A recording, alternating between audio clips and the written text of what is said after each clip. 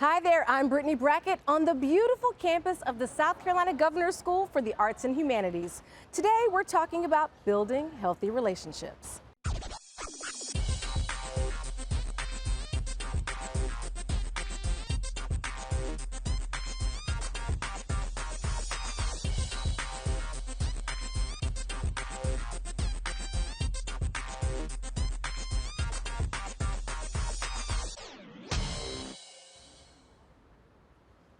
We're here in Greenville on the beautiful campus of the South Carolina Governor's School for the Arts and Humanities to discuss the issues of mental health facing our youth. Our discussion today centers on building healthy relationships. Relationships come in many forms: familial, romantic, platonic, and professional. However, when these relationships have a toxic dynamic, they can have a lasting negative effect on the well-being of our youth. Teens in negative relationships are more likely to suffer from mental and physical health problems, such as depression, anxiety, self-harm, suicidal ideation, drug and alcohol use, and violence. Toxic relationships can also lower their confidence, increase their stress and anxiety, and affect their social life and education.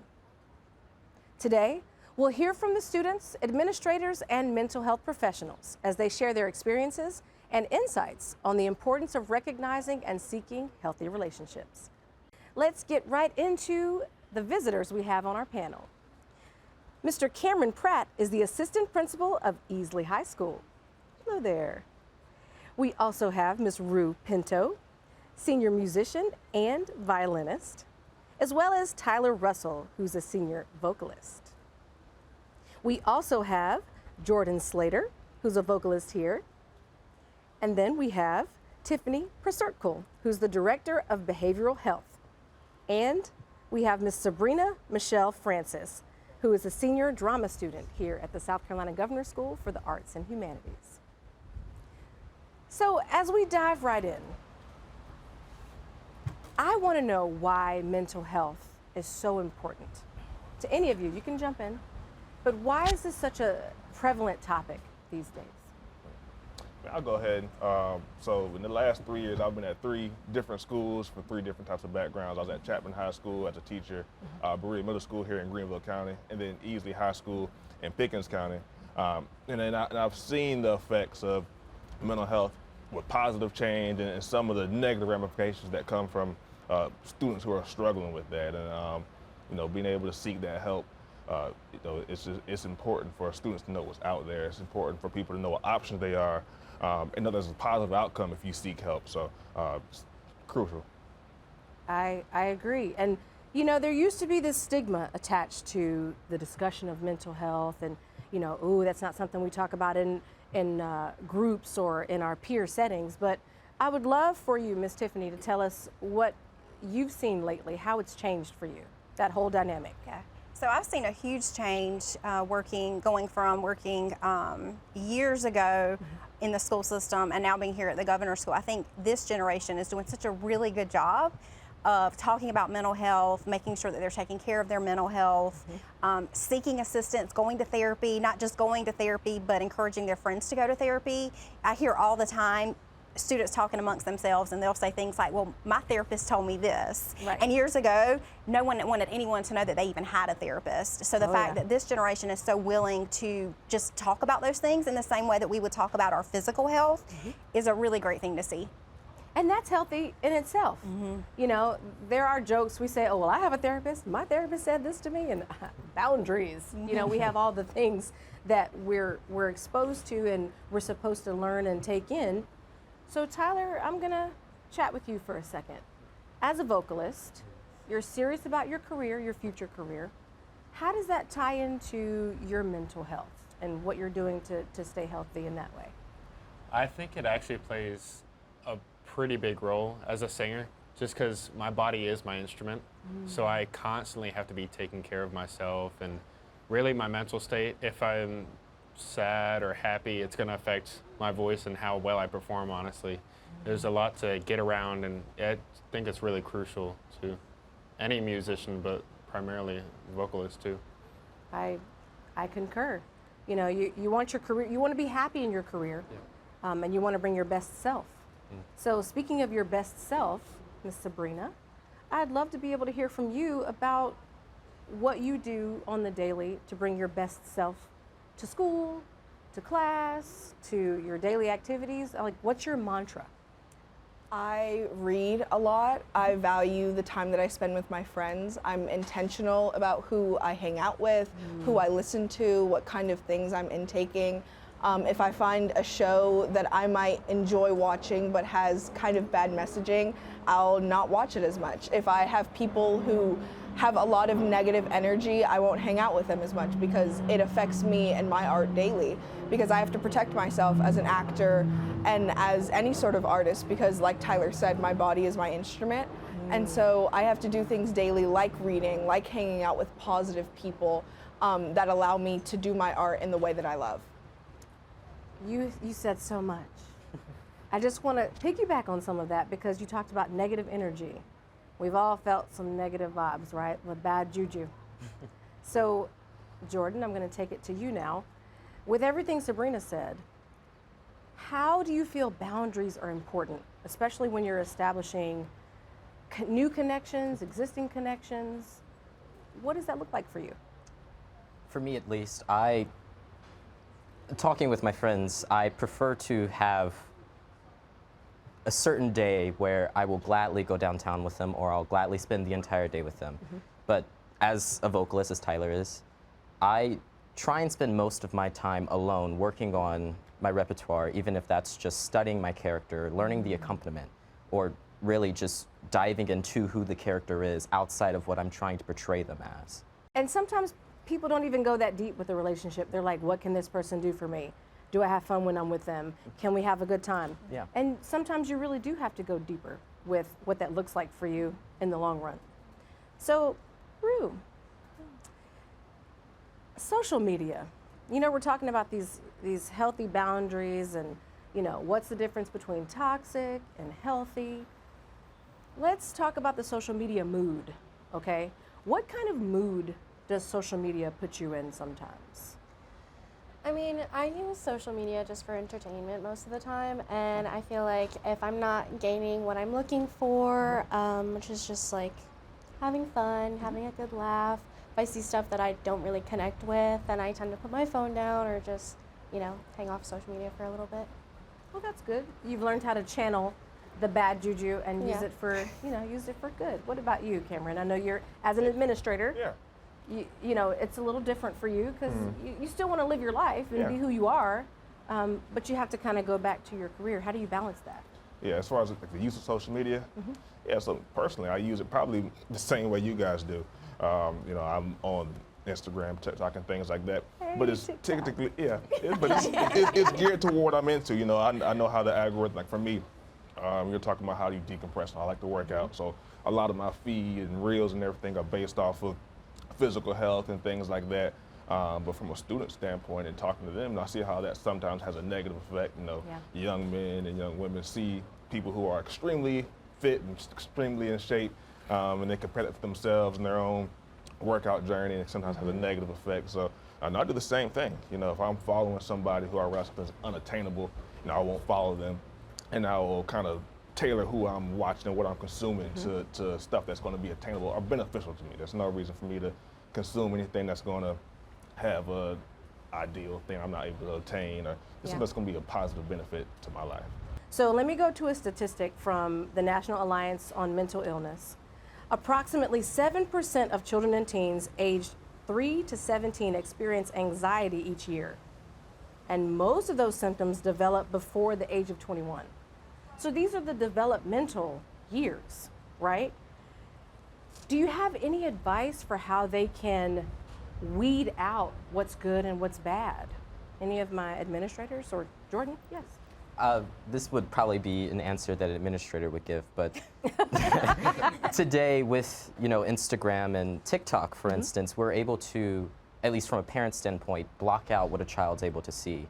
And while my parents trust me enough that I'm able to make my own decision, it also comes down to that. You have to be able to trust your child that they are smart enough to know what's good for them and what's not. But I mean, again, it also comes down to the parent deciding what's good for them. Of course, in a parently manner, not in a I know what's best kind of manner. Yeah. Right. Yeah. Just like that. They do Just that yeah. with it. Anybody else want to chime in Yeah. on that one? Yeah, and from a school administrator perspective, you know, I see students dealing with social media in two aspects, whether it's a mental health crisis or it's a discipline issue. And all of it, it's not necessarily the content creators that we don't know, but oftentimes it's the peers that you have on there and what's posted, and they're talking about somebody or sharing information. And a lot of times that's controlling which peers you actually know in real life and choosing to follow them and choosing to not. There are people who follow someone who they know is going to upset them or know they're going to post something that's going to trigger them in a way, and they'll continue to follow them. And that's typically where all the issues come in when it comes to confrontation or negative opinions about yourself. It's more times than not, from what I've seen, it's people that we actually know who we follow. That's it right there. And that is a great segue into my next question. Who are some of the people in your life that you model your behaviors after? Who's somebody that you really think sets a good example for how to set those boundaries? Not your therapist. Like, we can't cheat and say therapist. But like, who are these people in your life that you try to model your behavior after? Anyone?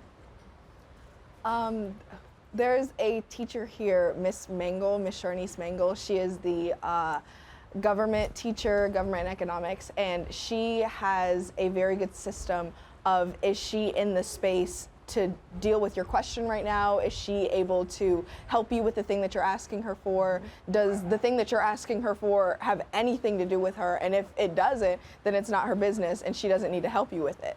And I try to model my behavior after her in that way. That's impressive. That's impressive. I mean, it's always good to have a mentor, and it's always good to have these people that you look up to, because that's important. You know, as we're going through, I say we, as if I'm still as young as some of you, but you have to have someone that you can look up to for that reason. And when we're talking about adolescents and we're talking about their positive peer relationships, how do you think they have access to that in their schools and their communities? Anybody? As far as positive relationships, I like how you mentioned a teacher that you have. I think everyone can pick out at least one person who's had a positive impact, or someone that they can model how they want to act. And that's a resource. But from the school side, you have your counselors, you have mental health professionals, you have administrators, and you realize, that's what we're here for. We're here to provide some type of benefit. And the thing I like to say is, we as adults have made the mistakes, so you don't have to. So everything that's happened, I've done it, I've learned the hard way, and I don't want you to learn that same way. I went down the road, you can go down a different one. Trust me, I was in the same mindset. So that's kind of the biggest thing you can kind of pick up just from an older person or an adult in the building. And then peers, it's just kind of that trust. Just finding someone who you can confide in, and they're not going to share with social media or anyone you don't want to know that personal information. So it's twofold. I think that's a great place for us to take a pause as we go to our next segment, because I want to get back into it as we go over again to our transition. But as we transition from middle school to high school, it can be a challenge, especially if your best friend no longer wants to be your friend. We'll find out what an unhealthy friendship looks like as we hear the story of Selena and how she overcame.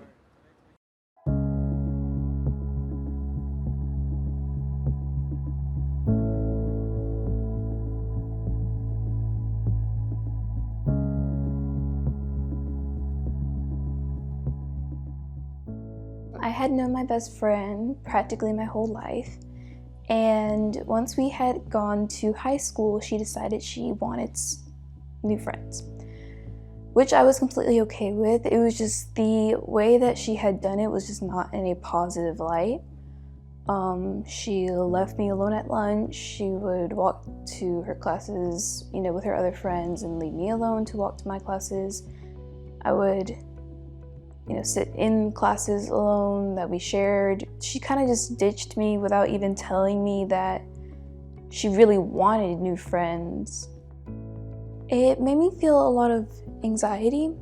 When clients come in needing assistance with toxic relationships, I guide them by empowering them through connection, validation, and empowerment. Sometimes we cope with things that are not quite healthy and positive through avoidance, right? The way that they avoid speaking up or avoid issues. In therapy, we improve on why we avoid those things, what's the worst thing that could possibly happen, how to decrease those feelings so that we can become more empowered and find our voice.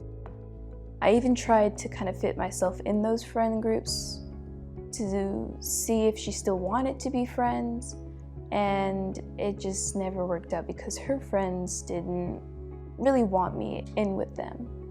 I don't think I just fit their stereotypes as the it girls, I guess. It's just, I never saw her as that kind of person before, which is why we became friends in the first place. A healthy relationship is having strong boundaries, respect, loyalty, honesty, accountability, responsibility. That's what a healthy relationship looks like, right? Versus a negative or a toxic relationship would be walking on eggshells, feeling uncomfortable, having to constantly do things that you don't want to do, always being afraid to advocate for yourself. If I say no, or if I say how I truly feel, I won't be accepted. Those are warning signs of a toxic relationship. Selena did tell me about the distance, but I kind of noticed it as well. I noticed it was a little bit more severe than I thought it was. Like, I could just tell her personality was changing. She wasn't as happy and just seemed really just gloomy, just not her. Normally she's perky and she's always been an overachiever, so just not herself. I remember one night I ended up just like crying on the floor of my room because I just felt like, you know, what is freshman year at this point? Like, I don't have my best friend. I'm not doing good in volleyball. Like, I don't know what to do. And I just didn't have anyone to talk to. So I told my mom, I was like, I don't know what to do, Mom. I think any parent, the first reaction is to say, well, go branch out, find some new friends, find some other people. And if y'all are meant to be friends, you'll find yourself again, you know, in each other's space. And if not, then you still can be cordial. And I knew they had sports together, so I knew they were bound to be around each other. Not wanting her to feel like she had to force herself to be something she wasn't to fit in with a certain crowd. Just do you, be you, and genuine people who are like-minded will find you. I ended up overcoming because of my mom and my family, and especially my new friends. My mom especially though, because she was there every single step of the way. I do feel like it shaped her in a way that she's more discerning in who she puts into her inner circle, just so she can protect herself from, you know, getting hurt in the future. Be authentic. Don't try to be anyone else, because it would be a shame for someone to accept you as someone else, right? When you are just enough as is.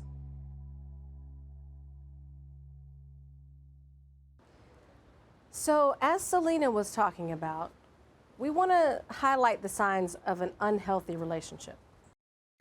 So your teen's partner is possessive. Your teen changes their habits. Your teen constantly checks in. Your teen's partner undermines their goals. These are just some of the toxic traits that people can exude. So, panel, I definitely want to start with my administrators. Ms. Tiffany first. What are some of the traits that you have seen or had some of your students talk about that you view as unhealthy? So when I think of unhealthy relationships, in whatever capacity that is, I think of people who are dishonest and unreliable, people who use threats and manipulation to maintain that relationship, people who aren't able to have open, honest, assertive communication, that aren't able to compromise, people that when you're in their space you feel unsafe, whether that's physically, mentally, emotionally, or sexually. To me, that is the first thing that I think about when I think about unhealthy relationships. Things to look out for. And sometimes, unfortunately, they don't rear their head in the beginning. You know, that's that beginning stage of trying to woo someone, so to speak, right? What about you, Mr. Pratt? Yeah, one of the most damaging things I typically see is particularly in teen romantic relationships is someone who's being possessive or controlling. Oftentimes, you'll see one person in that couple who's trying to either isolate them from the rest of their friends, and it gets to the point to where one person wants to be done, and you look at it and say, well, I'm the only person left. What can you do? And it's difficult. And that kind of goes back to what I mentioned before was, us as mental health professionals, administrators, teachers, and things like that have had relationships in the past that it took us years sometimes to realize that this friendship or this romantic relationship isn't for us, and this person's not going to change. Yep. And I know in high school, sometimes it seems short-sighted in that, this person is your forever person, when you realize at the end of the day, it's not. And, clinging on to someone who is not going to let you be who you are is never going to be positive for you. And 9 times out of 10, them promising to change is only just a way to keep you to stay while they continue doing the same behavior. So possession, manipulation, all those are the big things. And all the things that I hear you saying have to do with communication. Yeah. Right? So what are healthy ways to communicate that don't come across as toxic? I think some hard no's for me, or just, I guess things that kind of ick me out, are when people have a really big lack of honest communication. So just like not really stating their feelings, or even when they do communicate, they're not maybe listening to what you're putting back. And things are kind of just one-sided. They're not really open-minded. I think it can be very awkward. Yeah, the word codependency comes to mind, right? Tyler, what does that word mean to you? Have you had any friends that might have had an issue with codependency in some way in a relationship? I can't exactly recall a friendship that I've had, but I've definitely witnessed it before. Yeah. And it can kind of, it's more detrimental to one side than the other. It's where the other person maybe wants to hang out all the time, or maybe needs that person near them, or wants to be their only friend, or something to that extent. And it can be really draining, and just, it's a losing battle always. There's not a balance between, okay, what can I give that will be good in this relationship? And you said balance. I want to go back to the word balance. Balance is important, okay? Especially with this school in particular, you all have lots that you do and that you have to balance. So what does that look like for you? What are things that your non-negotiables when it comes to staying focused and not getting drawn into the codependency or the toxic traits of other people or their needs? How does that look for you? I think for me, kind of having that balance between like my social life, my school life, doing work and all that can be maybe kind of challenging, but it's always putting my priorities first, like what's going to help me in the future instead of maybe what's happening right now. Like, of course, I always want to have a good time. I always want to hang out with my friends, do all the fun stuff, but I really want to prioritize the things that I'm looking forward to, all my goals and stuff like that. Prioritizing. So speaking of prioritizing, do we have, and maybe not specifically at this school, but I'm thinking, what are some ways that we can prioritize our mental health? We prioritize going to school. We prioritize being at work on time. How we dress, what we look like. What are some ways that we prioritize our mental health?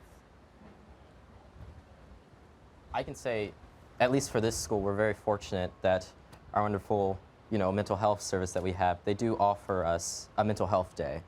And so if we are having a said crisis or something of importance, we come to this wonderful lady in her office, very small office, and we, and if it's concerning enough and she deems fit, we are able to take the day to ourselves to recuperate for the next day. Because, we do live away from home here, so it's very draining all by itself, Right. taking out, you know, the other people's perspective. And then when you bring in the other people's perspective, we're here, and with everybody else, we're way overflowed. You know, like I said, today this conversation is so prevalent, and even mindfulness. You know, I've tapped into a lot of mindfulness activities. What does that look like for you as students? Do you have time to make time for mindfulness? We do. I know for drama and vocalists, at least, we all have Miss Caldwell, who is our movement instructor, and she also teaches us West African dance. And she is big on mental health. We have Mindfulness Wednesdays. We sit down and we journal and we answer prompts that she gives us, or we just sit and chat with each other and reconnect with our groups.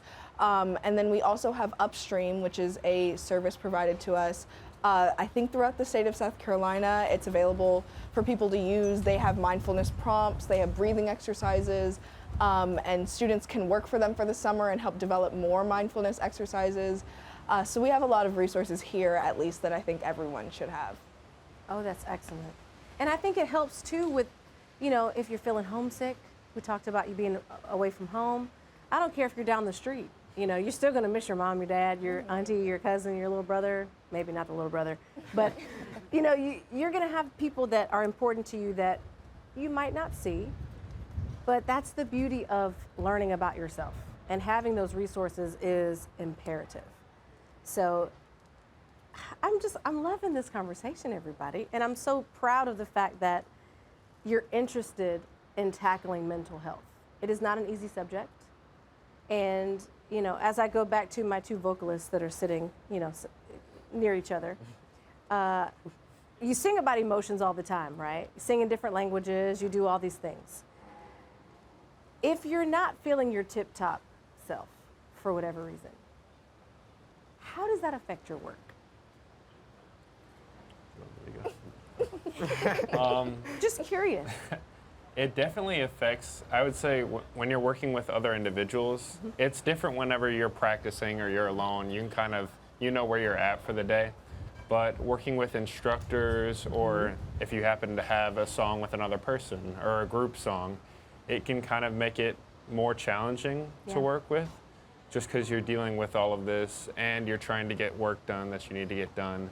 So it can be daunting sometimes, but I know most of our instructors, well, all of our instructors are very open to, they're very understanding. They let you take a minute if you need a minute. You know, they're very understanding. So. Right. And while we're here talking about the mindfulness, we do have one instructor, Dr. Smith. Shout out to him, Dr. Smith. He teaches us, well, besides that, he takes part in Kung Fu or some kind of martial arts, and within that, he takes the things that he's learned and he applies that to our mindfulness that will happen every now and then when we need it.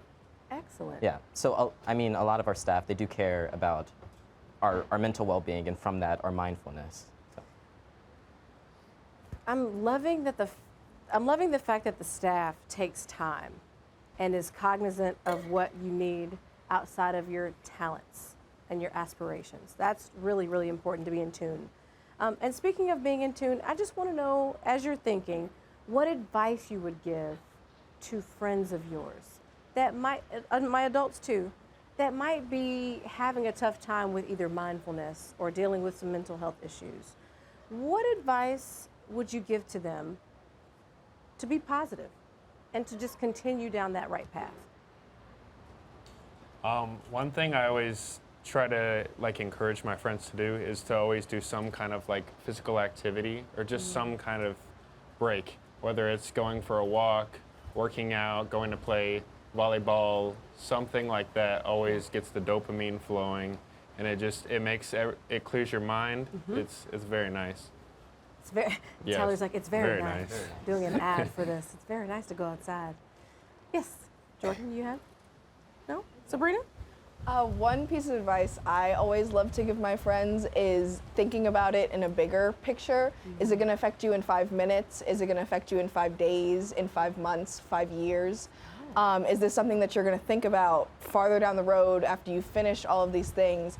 is it really going to affect you that much? And just allowing them to take that time in the moment, of course, to feel your emotions and feel them, but know if it's going to affect you down the road. I love it. I love it. And how you articulate it is perfect for my next little segue. You know, we have Safe Space. That is the name of this show. So I want to know, as I go down the line of the panel, what is your safe space? What is the place that you go to, whether in your mind, whether, you know, it's a special person, a phone call, a person that's a phone call away? Who or what is your safe space? I'll start with you. Yeah, so you know, I feel like there's a space independently, and there's also have a person. So for me, in the gym, that's my time. I'll work out, I clear my head, and I do that every day before I go to work. At least most days before I go to work. Then of course, you know, I have my wife. So whether that's after school, to be honest, sometimes during the middle of the school day, you know, I take the time to call and talk through something, because you know, in my role, I don't necessarily have the luxury of, you know, having my mood or any mental health thing affect my work. People who I'm working with, or the students who I'm working with, are dealing with enough. What I have going on should not affect them, or how I treat them, or how I decide a consequence for discipline. So I have to take that time to, hey, call somebody. You know, I have mental health just like everybody else, but having my wife, someone who I can call in the middle of the day is important. Oh, I love it. So sweet. What about you, Rue? I think it's very important to emphasize in certain situations when you need that individual time or time with a person who you know is going to support you and take care of your emotions. So I guess for me, individually, I like to spend time outside, just, you know, being able to think thoroughly about whatever situation is going on. And then when I need comfort from other people, I have like my mom, who can be very comforting and helpful in any situation, very supportive and definitely bring me up. And I have tons of friends here and loving people who will, you know, support me in any situation. So. Don't make me cry. It's not fair. It's too early. Tyler. Kind of piggybacking off you were saying, I really enjoy the gym. That's my time at the end of the day, get everything straight. I also really love playing guitar. So wherever I can just unwind, and I was always my parents didn't raise me on like video games or anything, or didn't give me many devices. So music was kind of my outlet. That was the thing I did, because there were no like screens or like a ton of stuff. Yeah, there was to no do. Minecraft back then. Yeah, exactly. So I like to unwind and play through songs, sing a little bit. It's just relaxing to me. Yeah. What about you, Jordan? Not to beat the same bush over and over again, but I would say it depends on what, you know, situation I'm going through.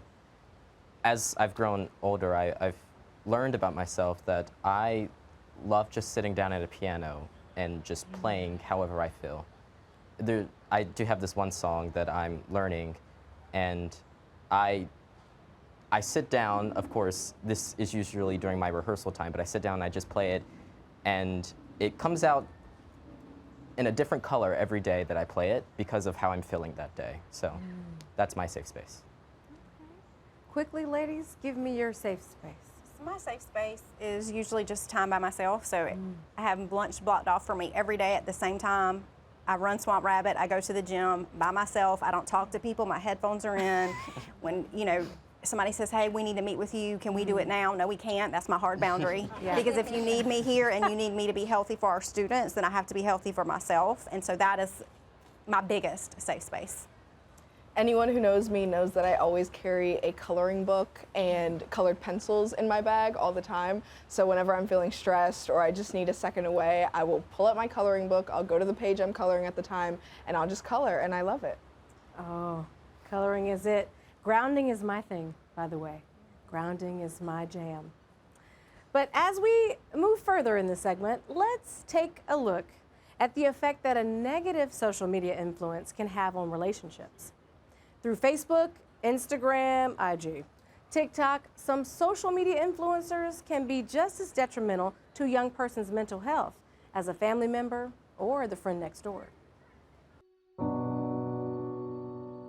Toxicity is something that's destroying of whatever the host is. And for toxicity in my generation or in younger kids, I absolutely think that social media contributes to that, because you see peer pressure in everything, in girls going on trips or having skincare or buying the latest Stanley or whatever it is. You see that need to be like everybody else and have all of the perfect things that people think make your life special or unique. It's just a whole different world now. It's a lot more consuming. Influencers didn't really exist when I was a teenager, and so seeing people literally making money off of their life and making money off of the things that they do and how good their life is and how beautiful they are and how well they can sing, and the power of comparison is a lot stronger. I recently read a statistic that nowadays, if you were to ask a group of children the same age what they wanted to be when they grow up, 98% of them would say an influencer, which is kind of terrifying. And so we see what people are trying to find, and they're trying to find fulfillment in social media, and they're trying to find satisfaction, and they're trying to find love in how much people like their photos or liked their TikTok or their dance. They're just seeking for approval and affirmation from others rather than knowing their worth and knowing their purpose outside of social media or outside of what the world tells them. And so they just are constantly getting told lies by the world that just really wants their attention and wants their money. It's important to reach out to girls my own age. Honestly, you never know what that person's going to be going through, and you never know what they're going to be doing with their social media or the things that they're seeing or hearing from other people.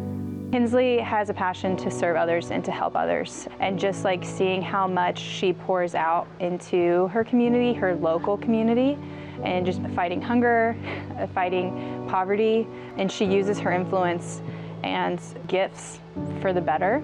And she just has a huge gift of service. Maybe me teaching a teenage girl about my age about community service who's never done community service before in her life will truly change her outlook on life. I know it certainly did with me. Community service isn't about me just doing an action. It's about truly reaching those people. So maybe one day I will be the girl who that's another person's aha moment, saying, hey, would you like to come and feed people struggling with homelessness with me this week? And then they say sure, and that gets them into a big life of community service and really realizing how much impact a teenager can make. So I think for people like Kinsley who are young and they are the next generation and they're role models and examples, I would say to continue to call them higher into being an example and to be different. And when you know who you are and know your value, it's a great example for those who don't. I feel that having a positive mentor when you're in a more negative place in life can be really, really impactful, because they're always going to be there to support you. Even though they're not at my house changing the things that are making me upset or whatever it is, they're just saying, hey, I'm there for you. I'm not gonna walk away from you if something bad happens. You know that you can trust me with anything. And things like that, they relieve so much of a burden, because you don't even realize how much you're holding on to until you can let it go with someone that you trust, that you look up to. For us to ignore or withdraw from the next generation because we don't understand or we can't relate to them, or we're afraid of what they're doing or what steps they're walking in, then we're failing them. And to walk down with them and to walk alongside them could change their life. And as they're being molded, they're middle school, high schoolers, they're trying to figure out who they are. And if they only have their peers or social media telling them who they are, then they'll just be lied to. And so it's so important for mentors who are young, old, it doesn't matter, but those who truly know what it means to live life abundantly, they need to get out there and tell these students how much they are worth, and they'll know that they're loved, and that changes people.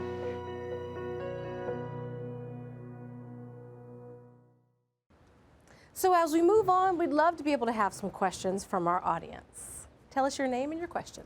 Hello, my name is Gabriel Tiburcio, and my question is, in the topic of safe space, how do you find that safe space if you don't have one? Great question. Yes. So if you don't already have a safe space, that's going to require a lot of internal work and a lot of self-awareness. And the best place to start that would be in therapy. Your therapy can assist you in getting to a point where you can begin to find a safe space outside of the therapy room. And in the meantime, the therapy room can be your safe space. I mean, I think it's just like finding what you enjoy, really being like what Miss Tiffany was saying, like really being aware about what you enjoy and what makes you happy and leaning into that. All right, so we'd love to have some more questions from the audience. Hello, my name is Jakai Naesia Norfleet. I am a drama student at the Governor School, senior drama student.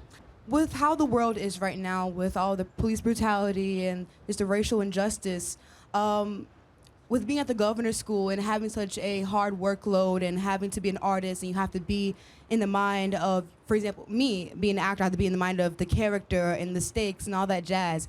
But sometimes the character is so close to what I'm living as a person of color. So how do you guys, especially being an actor and being a musician and being a vocalist? No, you play an instrument. So yes, so yes, as being an artist, how do you not let what's going on the outside affect what you're doing in the Governor School in terms of your arts, being a person of color and how the world is right now? For me specifically, I like to acknowledge what's happening in my repertoire. I like to make it aware that I'm trying to convey that that's what my character is going through, but I try my hardest not to make that who I am, which is so hard for, actors and musicians themselves not to become their character. Mm-hmm. And I try to think and imagine of where we've come from, how far we've come, and the amazing things that I have now that people of 50 years ago, 100 years ago, would not have today. Being here on this campus right now, talking to you, is an amazing opportunity. Piggybacking off of what Jordan said, I don't not let it affect me. I acknowledge it, and I do intake it into my work, and I let it become a part of my monologue repertoire. I let it affect how I choose songs, how I choose my monologues, how I choose my scenes, and it's really just a matter of what stories I want to tell and what stories are available for me to tell at the time, because there was a time where there were no Black playwrights and there were no Black songwriters for artists of color to choose repertoire material from. And so I count myself lucky to be able to tell those stories, and if it's difficult for me, then that's just something that I'm going to work harder to portray instead of starving audiences from seeing that kind of story. Wow. This whole artistic conversation up here is lovely. I do want to take it back to the building healthy relationships too, because, without the healthy relationships, you're not going to be able to do anything successfully, because you're going to work with all kinds of people in your career, your friends, your peers, all the things, right? So who do you all lean on? I want to hear from somebody. Who do you lean on to be able to stay in that positive frame of mind? Tell us your name. Hi, my name is Jasmine Myers. I am a senior vocalist, and normally who I rely on a lot is my twin sister. She is the exact opposite of me, but she always gives me the greatest advice, and she always knows what to say to me and how to get me through things. And also another part of my family is my older sister. She also goes through the same things as me, and she knows what to do in my situation, because like I said, she's been through what I've been through. And she can do more for me than what she could do for herself at the time, and for me to have a better life. So there's something about that empathy. Like, if you've already been through something, you know what it feels like to hurt. You know what it feels like to be unsuccessful, or not get something that you're wanting in the moment, and how to coach somebody through it. So it's important to have those people on deck, right? Anybody else have anything? Yes. Hi, I'm Angel Watson. I'm a drama junior. I'm a very spiritual person, so I think one thing that I lean on is definitely prayer. to remind myself of who I am and my purpose, and that it's all going to fall according to plan, even if, you know, it doesn't seem like it in this moment. But I think peer-wise, I also lean on different people for different situations. Not everyone serves the same purpose in my life. So different situations, I may go to this person, or if I'm trying to get a laugh, I may go to this person, but they all work together, you know, to make me feel not whole, but also to get me in a better space mentally. But I definitely do lean on prayer, most definitely spiritually. They all work together for the good. Yes, ma'am. Right? Yes, ma'am. And I just got a yes, ma'am. Oh, Lord. So I'm loving these comments. This is something that is serious. You know, you all are at a school that is so focused and so intentional, but you too have to be intentional about internally how you feel to be able to exude all of these talents and gifts that you have. So, you know, I've worked in the arts for a long time, and mental health has been huge for me. And I think that it has truly changed my life to have access to people that care about you. So, aside from your parents and your friends, who else do you think cares about you? Right? It's easy to say your friends and your mom and your dad because they birthed you. But who else do you think really cares about you? Yeah, I'm Maddie Thompson. I'm a senior creative writer here at the Governor's School. And I think one of the true benefits of the school is the relationships that you can build with your teachers, not only in an academic setting, but in a personal setting where if you have a problem, you can come to them and say, hey, I'm struggling at this current moment. So a lot of my teachers here I can really be honest with and talk about my mental health and be real with and say, this is what I'm struggling with. Can I get some help here? All right, so thank you all, audience, so much for those interesting questions. It's nice to have another point of view. I'm gonna cross back over to my panelists. Self-awareness. I heard somebody in the audience go, That is something that some people just aren't aware of. So what is it gonna take, you think, just a piece of advice for those folks that are learning about what mental health means to them? What are some tips for self-awareness? You know, even though it's about yourself and understanding, you know, when you're dealing with something, I think the biggest thing is to have a friend who's going to be honest with you. It's hard for us to see the negatives in ourselves, or we just don't simply want to see it. But if you have a friend who's going to be brutally honest with you, you know, they'll be able to tell you, hey, this trait that you have is negative or toxic, and if you're self-aware enough or care about self-improvement enough, you know, you'll work to improve that trait in yourself. That's good. That's good. I think self-awareness is really important as we're talking about boundaries and relationships, because we have to do a lot of internal work and be really self-aware to recognize our own toxic behavior. So if we are talking about relationships, we have to realize that we also bring some toxic behavior to that relationship, and it may not look and feel the same as whoever you're engaging with. But if we're paying attention to ourselves, we may realize that, or is this a pattern of behavior for us? Is this a pattern of relationships? Am I always drawn to the same kinds of people in terms of who I date? Am I always drawn to the same types of friendships? Or is this just a one-off relationship where it is toxic because the other person is unhealthy? And again, that takes internal work, because we have to kind of look at what are our childhood experiences, what are our family relationships, what are our life experiences that are impacting these relationships and drawing us to these specific people. Right, these behaviors. You know, is there a pattern? What do we see? How do we nurture something that we're missing?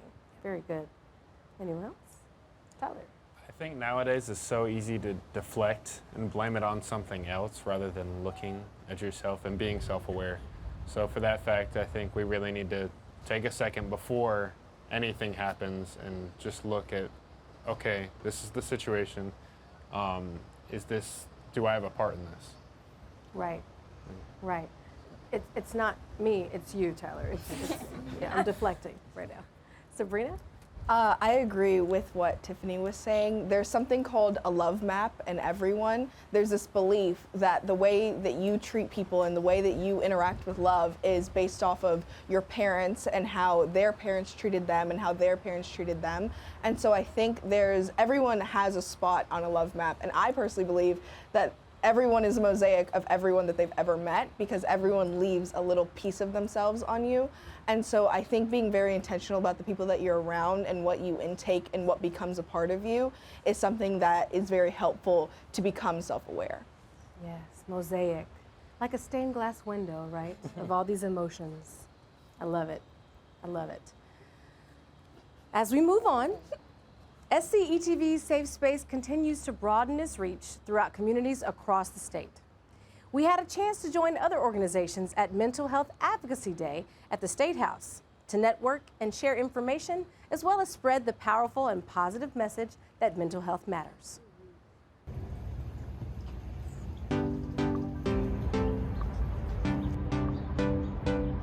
Thank y'all for braving the elements today of rain to be here.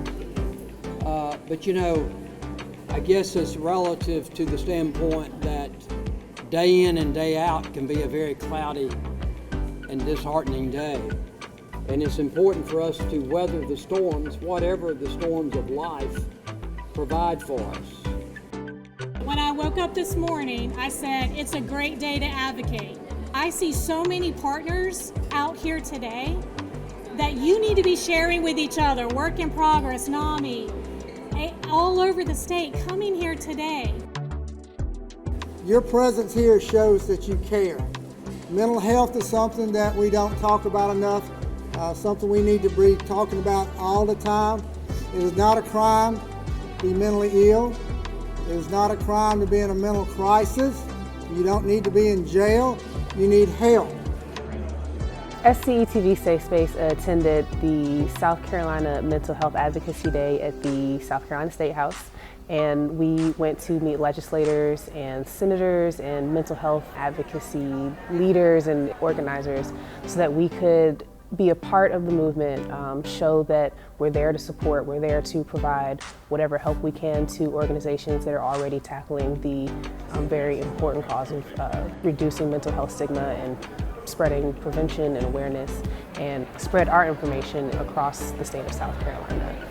We're in the middle of a mental health crisis right now, caused, by a number of things. One of the, not the least of which, was the pandemic, and particularly for our youth. The youth mental health numbers have just gone out the roof. For those ages 10 to 18, suicide is the #2 cause of death in our state. And it's just unbelievable that so many people are in despair and can't get the help that they need. And that's one of the things that we try to do. As a student, we work a social media campaign, and our campaign is to support students in being there for other students with their mental health. So it's important that we educate other students to talk to your friends, see how they're doing, check in with people, and really see how their mental health is. We can no longer cover this topic and keep it under the kitchen table. We got to talk about it out loud. We have to bring it on top of the kitchen table and making it a part of the discussion so that our children know that they can get help, and they can get help early to help them be successful as adults. ETV Safe Space is specifically targeting our young folks because when we started this initiative, we were hearing that a lot of the young folks that we talked to felt like they didn't have a place to go, that they weren't being listened to, that they didn't know where to go. And so we decided that it was good for our agency's platform to facilitate that conversation and help them start that conversation with their loved ones, help them find a place to go that had the resources to help them, and find a place that would listen to them. That's what they needed most, and we're trying to connect them with those places because we have such a wide platform and such a large reach across the state. Who better to help with this than an agency that is meant to service the state? All right. So as we come back, again, I am so grateful to be able to have you all as our panelists for today. And I'd love to hear any last comments that you have for our audience. Yeah, I just want to wrap up by saying, while you guys are in high school and you have the opportunity to seek, mental health professionals, counselors, free of charge, take advantage of that. Seek that out. Oftentimes people wait till it's too late, or you're in serious crisis mode before you seek somebody out. Here, this is what we're for. So seek someone out at the beginning. and hopefully we can get that resolved, before it becomes a legitimate or a more serious crisis. So take advantage of that. Great note. I would just say, as we're kind of ending the whole thing talking about relationships, just encouraging you all to be careful who you choose to be in your life. Be careful of who you choose to have access to you. It sounds harsh, but not everyone deserves access to us. And so as we're picking the people that are going to be significant in our lives, picking people that are going to be your biggest support and your biggest hype man, but also your biggest accountability partner. Drop the mic on that, Miss Tiffany. That was perfect. Thank you so much, guests, for our work today and sharing your experiences. For more stories and details on the stories you've just seen, do visit our website at scetv.org/safespace. And don't forget to follow us on social media at the handles below. From all of us here at SCETV Safe Space, I'm Brittany Brackett. Good night, and thank you so much for watching.